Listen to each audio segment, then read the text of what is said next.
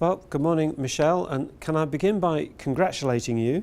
On the 15th of September, you reached 1 million readers for the 310 articles that you've written for The Conversation since February of this year, so I hope you're enjoying the new role and the new medium. I am indeed, thank you very much.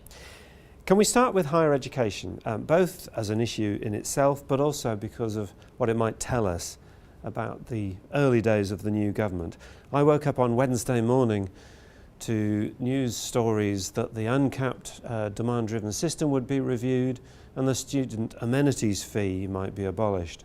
I woke up 24 hours later to hear that the Minister, Christopher Pyne, seems to support the uncapped system, and the Prime Minister is saying there are no plans to abolish the student amenities fee. What do you think is really going on here?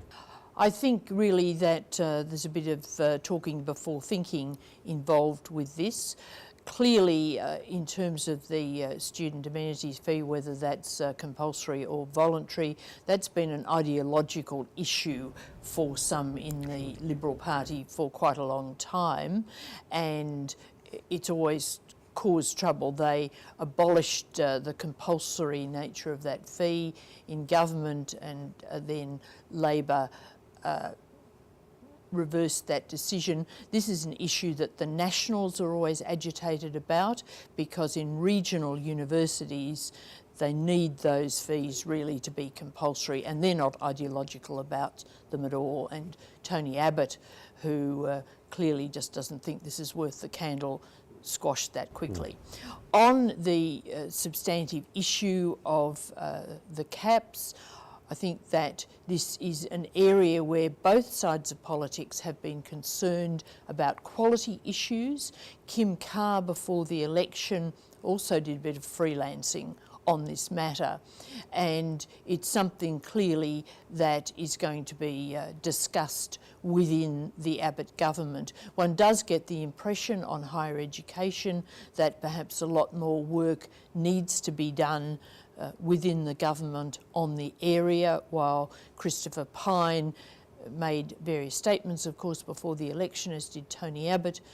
Christopher Pyne was very much the general coalition attack dog, and now he needs to get down to the nitty-gritty of portfolio work and think through some of these issues in fine detail. If I might add a point of my own there, I think when they look at the data, they're going to find it very hard to show that there's a quality problem with students being admitted of 8 hours of 60 or above, because their retention rate is basically pretty well the same as students with higher 8 hours. But we'll see what they do with the data. And I think there will obviously be a lot of discussion between the university sector and the government on these questions, and the university sector will be needing to make its own views known very quickly, very strongly. I think it will. Can I also just take a more general point out of this episode? This is the same week that it appears that ministerial comments need now to be cleared through the Prime Minister's office. I don't know if this is because of Christopher Pyne's intervention, but in any event, what do you think about this?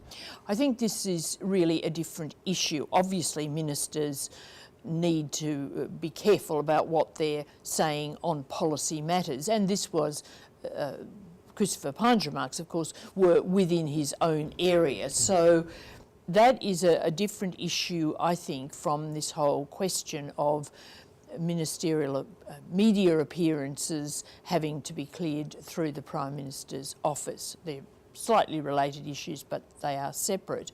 I think this attempt to totally control everything from the top is flawed. I think that a number of ministers wouldn't be very happy about that, really you can't exercise that much control. And also, I think that the idea of giving everyone talking points and just having them repeated, parrots on perches sort of impression, really is contributing to the public cynicism about politics. They see a news clip with 3 ministers saying exactly the same line, and it just looks stupid. So there's got to be coordination, there's no doubt about that, but there can't be absolute uniformity. You can't completely suppress political creativity. You really aim to speak one narrative, but there must be room for variation within that. And I assume the 24/7 media or news cycle comes into this. I would expect the public to understand that a government doesn't have to dance to the tune of that entirely. But if it's only going to be rationed remarks and they're all going to be the same things, presumably the media is going to start getting pretty frustrated about it all.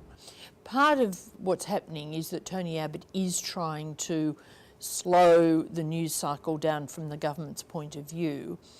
And you can see some sense in this. I think if a Prime Minister is out every day saying something, and if there's an expectation that that has to be the case, then really less work gets done, and that is undesirable. But there is this insatiable demand now from the media for content, and that really makes it quite difficult. Now, clearly, Tony Abbott's trying to put ministers out there to fill the gap, but whether the overall cycle can be slowed a bit, whether the amount of content provided from the government can be somewhat reduced, well, we'll see. But the pressure will be there at least until the media gets used to a new pattern of behaviour, and maybe it won't get used to it. I think that might link to my next or other topic, which is about the boats and Indonesia, but also the non-reporting of boat arrivals or even turnbacks. So it's been quite an up and down week in relation to boats in Indonesia. What's your view on things?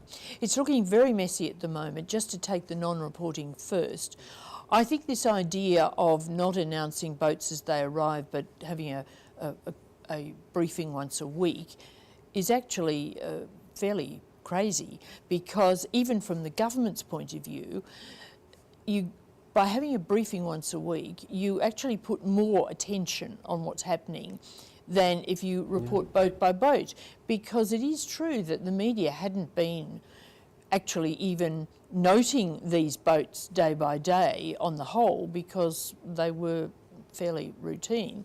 So it won't necessarily achieve the government's objective. I think that the turnback issue is another matter, because there it may well be that the government is trying to appease the Indonesians.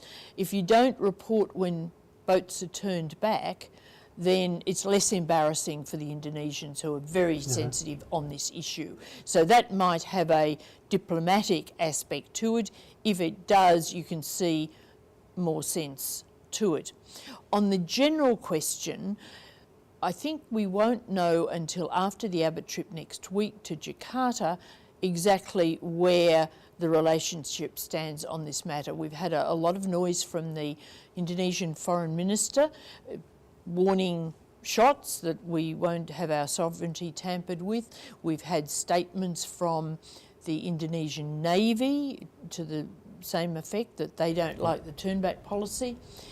But also, I think that there have been indications from diplomats, that Australian diplomats picking up messages that Indonesia does want a good start to the relationship, and they want that to come out of the visit. So there are a few confusing signals here.